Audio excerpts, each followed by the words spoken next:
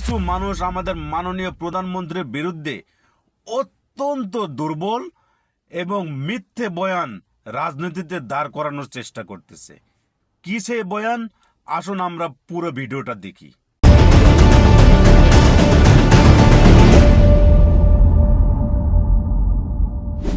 তারেক রহমান শুধু একটা নাম নয়, বর্তমানে একটি ব্র্যান্ড। দীর্ঘদিন লন্ডনে নির্বাসন জীবনযাপন শেষ করে বাংলাদেশে প্রত্যাবর্তন করেছেন। ওনার এই প্রত্যাবর্তন বাংলাদেশের ইতিহাসে স্বর্ণাক্ষরে লেখা থাকবে। ওনার এই প্রত্যাবর্তন ইতিহাসে আর কেউ রেকর্ড করতে পারেন নাই। সারা দেশের মানুষ ওনাকে যেভাবে সংবর্ধনা দিয়েছেন, এই ইতিহাস ৭১ সালের পর থেকে ২৪ সাল পর্যন্ত এই ইতিহাস কেউ গড়তে পারেন নাই।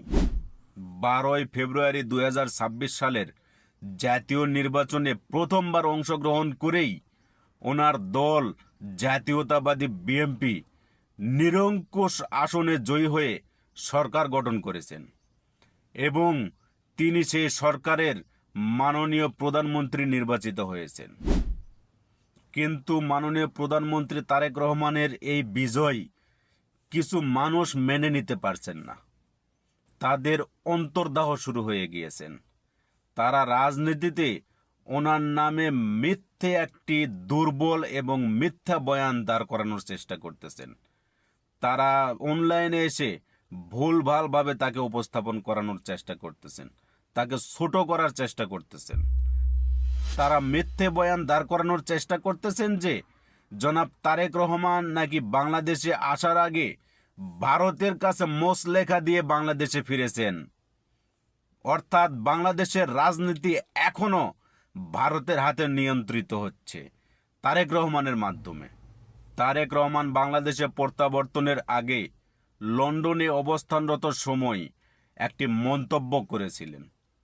তিনি বলেছিলেন বাংলাদেশে আসার বিষয়টা ওনার একক সিদ্ধান্তের উপর নির্ধারণ করে না। ফেসবুক পোস্টে তারেক রহমান জানান, এমন সংকটকালে মায়ের স্নেহ স্পর্শ পাবার তীব্র আকাঙ্ক্ষা যে কোনো সন্তানের মতো তারও রয়েছে, কিন্তু অন্য আর সকলের মতো এটা বাস্তবায়নের ক্ষেত্রে তার একক সিদ্ধান্ত গ্রহণের সুযোগ অবারিত ও একক নিয়ন্ত্রণাধীন নয়। এই বিষয়টাকে কিছু মানুষ ইস্যু বানিয়ে অত্যন্ত দুর্বল এবং মিথ্যে বয়ান দাঁড় করানোর চেষ্টা করতেছেন।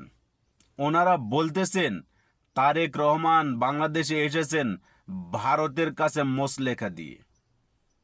এখনো ভারত বাংলাদেশের রাজনীতি নিয়ন্ত্রণ করছে তারেক রহমানের মাধ্যমে। আমি এইসব সমালোচকদের বলতে চাই, তারেক রহমান শুধু একটা নাম নয়, একটা ব্র্যান্ড। তিনি বাংলাদেশের স্বাধীনতার ঘোষক শহীদ প্রেসিডেন্ট জিয়াউর রহমানের সন্তান।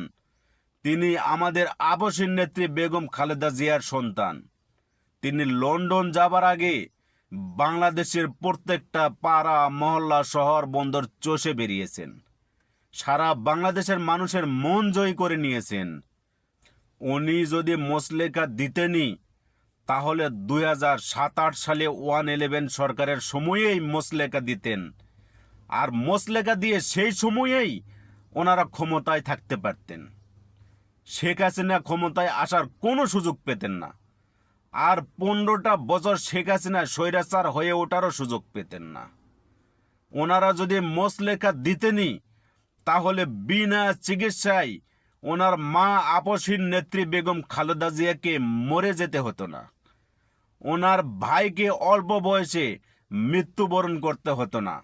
ওনারা যদি মোচলেখা দিতেনই তাহলে ওনার মেরুদণ্ডের হাড় ডিজিএফআই ভেঙে দিত না, আর ওনাকে বিনা অপরাধে লন্ডনে 18টা বছর নির্বাসনে কাটাতে হতো না।